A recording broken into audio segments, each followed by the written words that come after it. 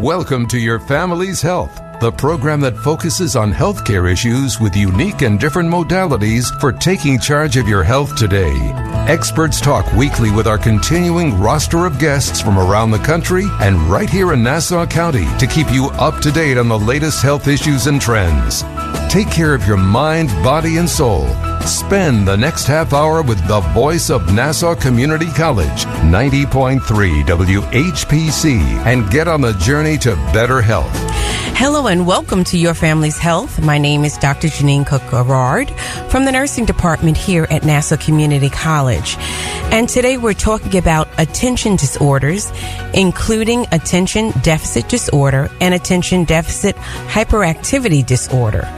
Our guest today is Dr. Kevin Ross Emery, who is an ADD and ADHD field expert, a mentor, the host of The Kevin Radio Show, and the best-selling author of Managing the Gift of Your ADHD Child. Dr. Kevin, welcome to Your Family's Health on the voice of Nassau Community College, 90.3 WHPC. Welcome. Well, thank you for having me. Glad to be here. Yes, glad to have you. So first tell us about when did you start specializing in ADD and ADHD? ADD and ADHD kidnapped me in the late 90s. Okay. So I was actually doing a book tour on one of my other books. I had first, in less than a week, I had first an adult ADD husband of a couple that I was working with who announced they had ADD, and a few days later I had somebody bring me a child, and then I was off on a book signing tour, and everywhere I went, even though I had nothing in print at that point, people asked me, what did I know about ADD and ADHD? And that question actually came to define the next several years of my life. So now tell us the difference. What is the difference between ADD and ADHD? Okay, so I'm going to give you the technical difference as you would find it in a medical manual, which is attention deficit disorder versus attention hyperactivity disorder. And then I'll give you my definition, which is you have an ADD person in a bad environment and on a bad diet, and their high energy gets out of control is really what's going on. Okay, so how are the ADD and ADHD diagnosed? How is that diagnosed? It is still observational. It's that people interact and they do a little checklist, and on that checklist, they decide if they are out of certain parameters of behavior based on observation, and it is one of the most easily diagnosed. It is the frequently most misdiagnosed, and it has the highest comorbidity rate of any diagnosis given to children today. So it's really a disaster. It's a mess. So it's diagnosed, it's behavioral. So that it's diagnosed by the person's behavior and observing the person's behavior, would you say? Yep, absolutely. And do you use an algorithm to look at behavior? Are you looking for cues, and what particular cues are you looking for to diagnose? Well, first of all, what people that do that kind of diagnostic work do is that they are looking for restlessness and inability to focus. They have a checklist of observational behaviors from which they're gathering that from. I don't know that I would call it an algorithm, but it's very interesting. Like there has been research that has shown that very young kids that get an ADD diagnosis are often the youngest one in the classroom. And that if you're the youngest one in your kindergarten class, you are much more likely to get an ADD diagnosis versus being the oldest in your kindergarten class, which there in of itself should tell us something. So go ahead. I'm sorry. So how early can we diagnose this in children? Okay. So I think that, first of all, I want to put out there that I do not see ADD, ADHD as a disability. I see it as part of the evolutionary process broadening the bandwidth of humanity. Okay. And that we should not be using our children as laboratory rats or cash cows to make the pharmaceutical companies money, or to make the educational system remain to stay broken when they don't know how to handle them, or to let parents off the hook of true parenting. So, bringing me in, I have a very alternative look, which is why all of my books and programs are about managing the gift, alternative approaches, looking at it a very different way.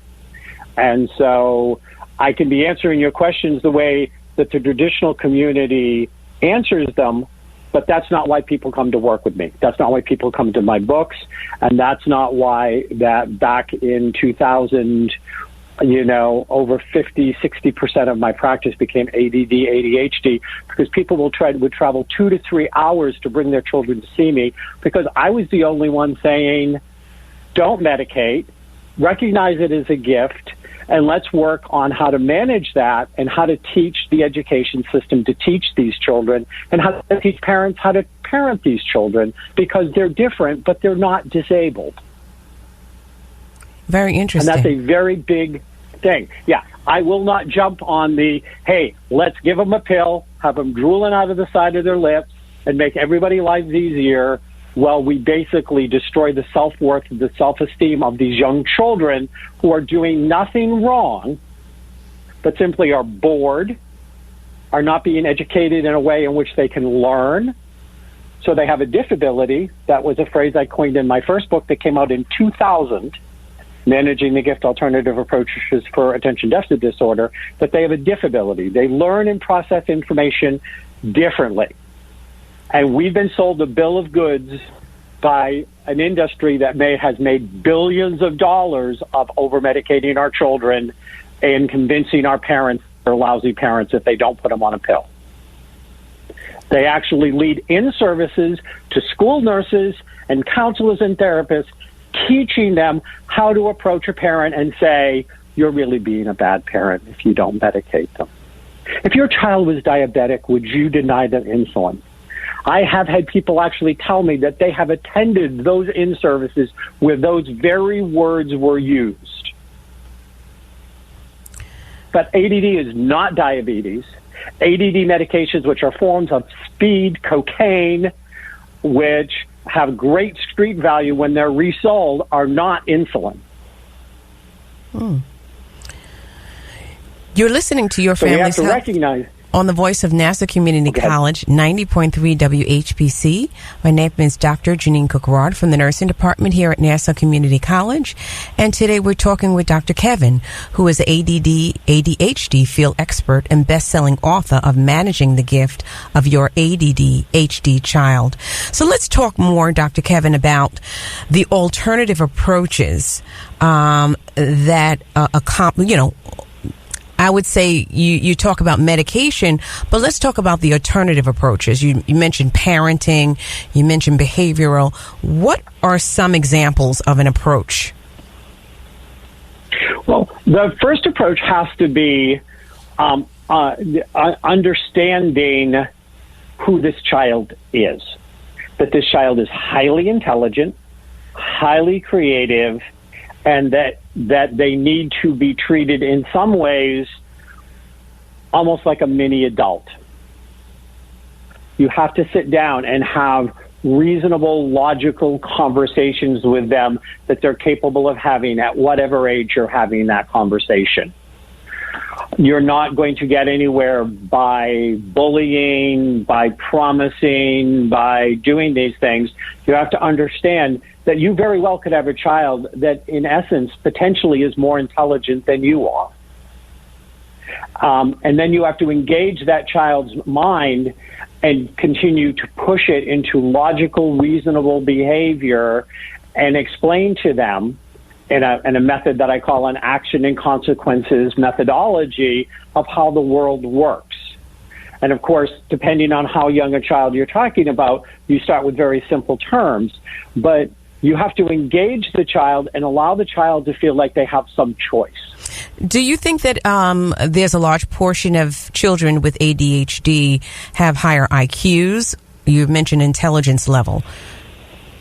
Yeah, okay. Absolutely.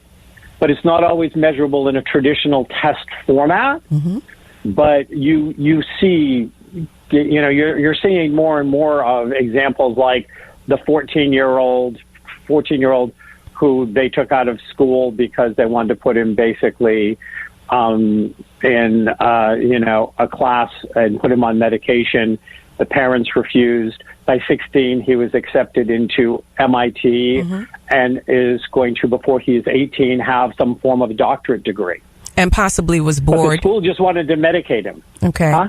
And possibly was bored with what was going on in the classroom and wasn't willing to sit to listen to what was going on at that time. Just bored, and maybe it was misconstrued possibly as an intentional attention deficit. Could that be possible? It is. It's an attention. Okay. So again, attention deficit disorder is in of itself a misnomer. You give me any ADD kid and you give me something they're interested in, they will have no problem paying attention. Mm-hmm. What they have a hard time paying attention to is things that their brain is not engaged in, that it recognizes having value. Kind of think of the old Peanuts cartoon, the cartoons I used to do, and when the teacher would talk, what you would hear would be, you'd hear Charlie and you heard Lucy, and then you hear the teacher, and the teacher was going, wah, wah, wah, wah, wah. Yes.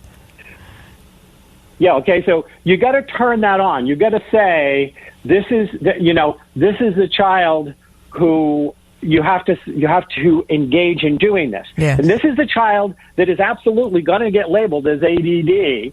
And I had a child that I worked with who the teacher kept on pushing. This child needs to be medicated on the mother. They need to be medicated. It needs to be medicated. I kept pushing the mother of, we're working with this child. This child is clearly really bright. Can you tell me why this child needs to be medicated? And the teacher finally came up with this response.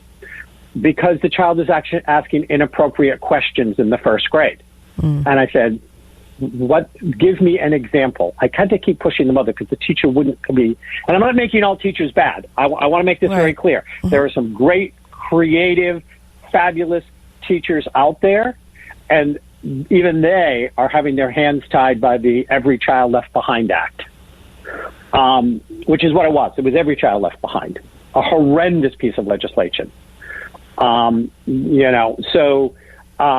what they did is the teacher finally came back and said, well, this child keeps raising their hand and asking questions about the subject matter that we won't get to until the third or fourth grade, and they refuse to stop asking the question until I answer it. Yeah.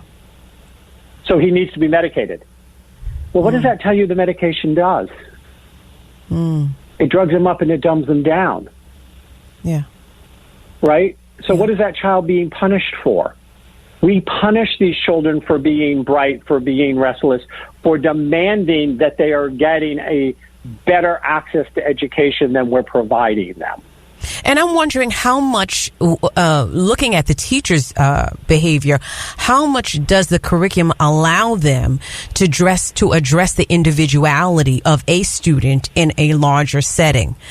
So maybe the educator needs to identify the student who possibly is intelligent and asking questions that are maybe a higher level, and be able to put them in a place or in a level or in a classroom that would address their individual needs rather than a collective curriculum.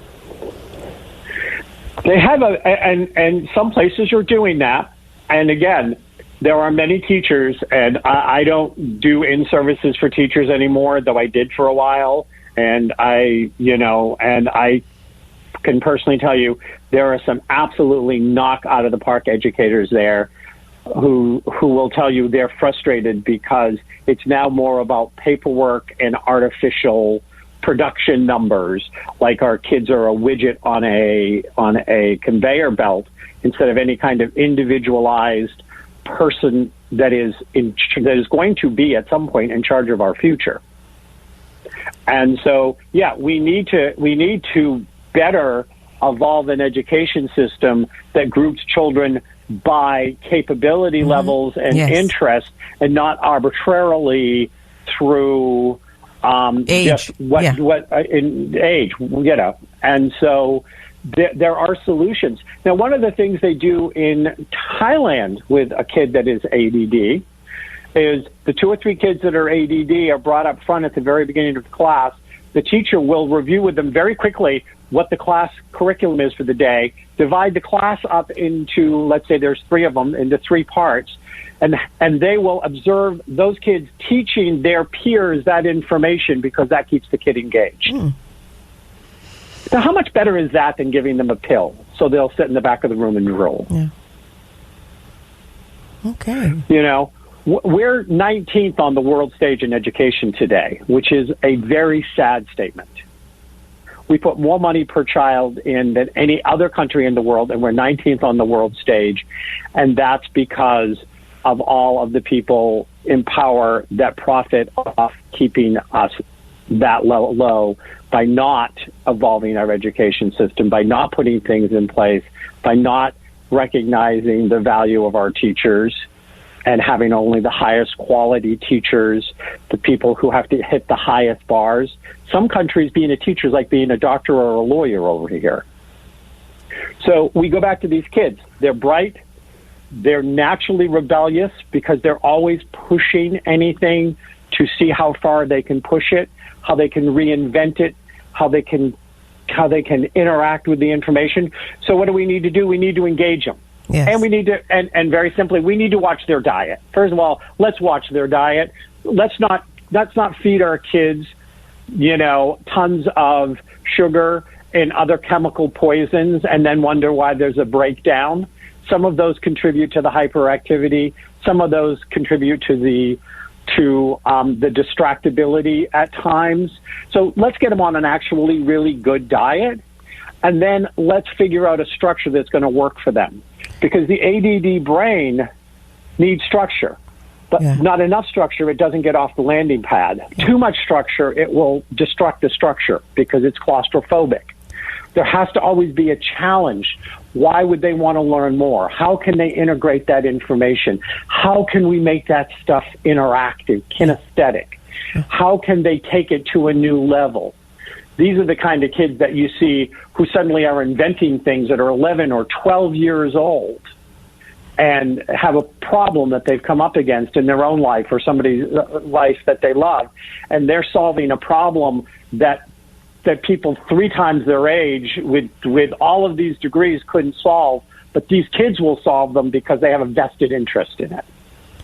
Because they're that bright and they're that creative and they look at the world that differently.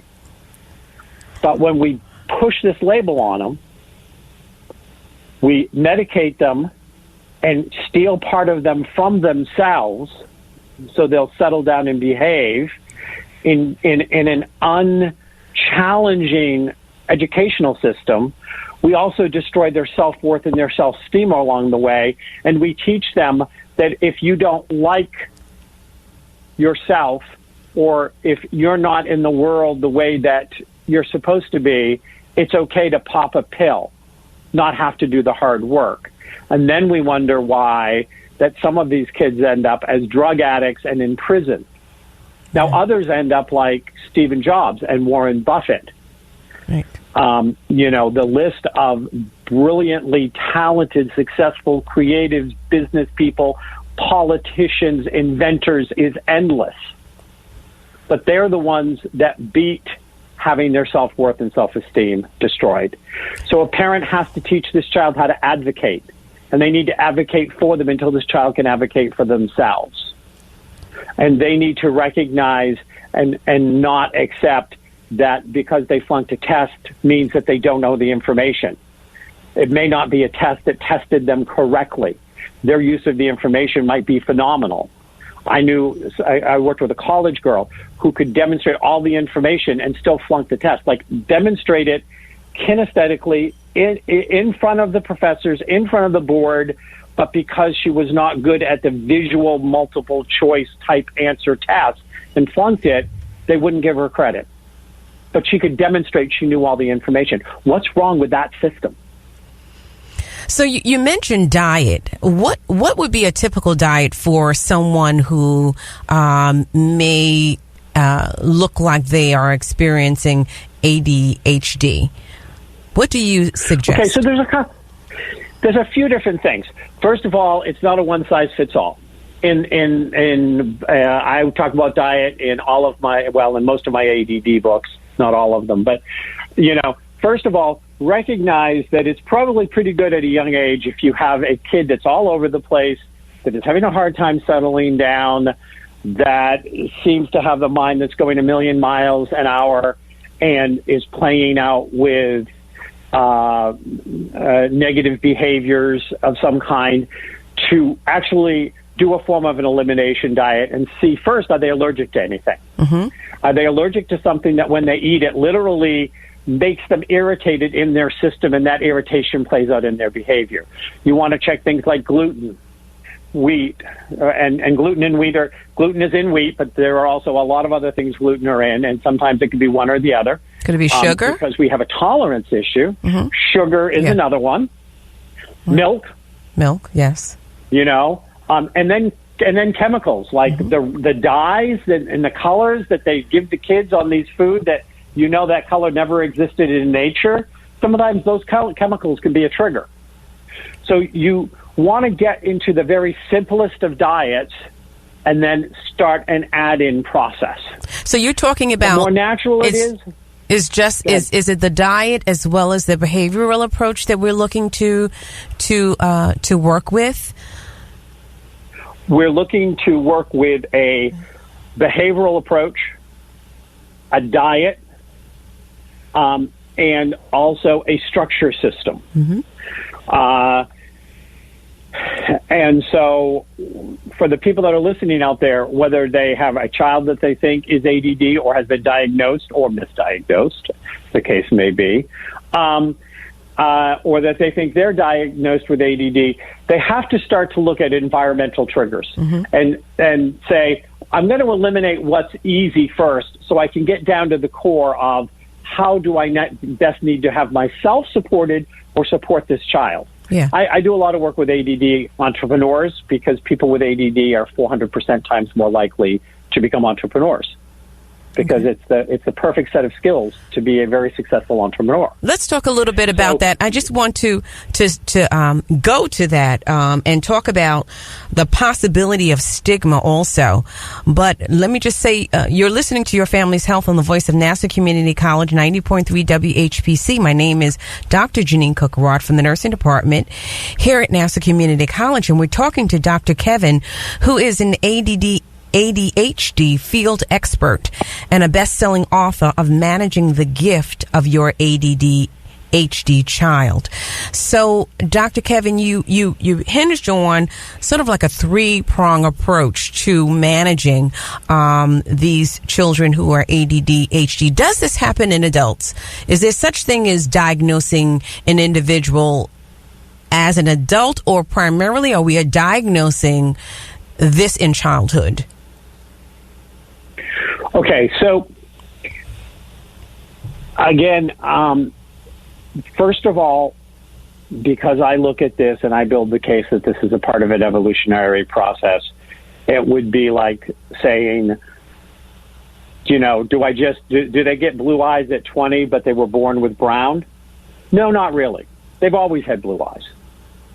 And there may have been a whole lot of things that made the eyes look brown, but they've always been blue eyes. Mm-hmm. If somebody is truly ADD, ADHD, it's like somebody is truly an auditory learner, or they're a kinesthetic learner.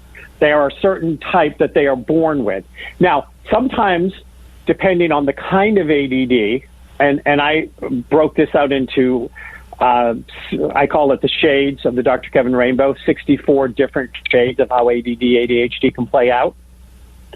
And that when you look at it, some will never get diagnosed as children because they're so highly visual. They have almost a photographic memory. They don't actually take the information in and integrate that they find boring, but they're able to successfully participate in what I call our vomit system of education, where you just shove it down your throat and you vomit up the right answers and you get pushed ahead with no real testing of application. Right. And so they can end up completely going through and never being diagnosed until they reach a different kind of a challenge as an adult, and then it kind of plays out, because those skills that got them through being undiagnosed as a child don't actually work depending on what kind of career they have. Sometimes it shows up when they try to get married, and then they have to actually do an emotional interaction, and their emotional bodies work differently. And so they realize that they're not good with emotions, depending on, again, the shade of ADD that they have. So if you have it, you've always had it. It's a matter of what was the trigger that made somebody say, here. Right. We think that you see this. And there's a difference also between a diagnosis and an identifier. Mm-hmm. I don't diagnose somebody as a kinesthetic learner. I identify him as a kinesthetic learner. Mm-hmm. That tells me how I, as a teacher, because I teach a lot, I, as a teacher, can best teach that individual. When I identify somebody as ADD and ADHD, and I look at as how do I identify the way in which I can best communicate to them that they can best hear, take that information in, apply it in life, and become successful in bringing out whatever their genius is in this lifetime. Tell me something. If we're talking about educating a child and the traditional educational system is really not meeting their need, how would you suggest or guide parents to educate their children? Very briefly. So, very briefly. Yeah, I know. We're running out of time. So, first of all, you want to check you can do different kinds of private schools. Different private schools have different ways in which they educate, and you may find the one, if you poke around, that is perfect for your child. And then there is also homeschooling. Yes. Homeschooling can be extremely effective for an ADD child to actually get through everything they need before they would even get into high school. Mm-hmm. And basically be able to dismiss all of the stuff, and then start college classes of areas of interest, even if it's online or at the local community college at 12 or 13 or 14 years old. That's great. And tell us, how can we get in contact with you? Relevant to your book? Well, you can find my book everywhere. It's on Amazon.com, DNN.com, blah, blah, blah. My Dr. Kevin, MYDRKEVIN.com. There's my website. Also, I have a YouTube channel that's got some stuff on it. If you go to any of the social medias, it's all under MYDRKEVIN.com. My Dr. Kevin. Well, Dr. Kevin, this has been very informative for myself and everyone who's listening. Thank you for being here, Dr. Kevin. ADHD field expert and best-selling author of Managing the Gift of Your ADHD Child. This is Dr. Jeanine Cook-Garard from the nursing department here at Nassau Community College, and we want to thank you for listening to this week's edition of Your Family's Health. We'd like to get your feedback on your family's health. Send your comments by emailing them to whpc@ncc.edu. Podcasts of today's show are available on iTunes, Android Podcasts, and Spreaker. This program was produced at the studios of Nassau Community College in cooperation with the nursing department. Join us next week for another edition of Your Family's Health on the voice of Nassau Community College, 90.3 WHPC.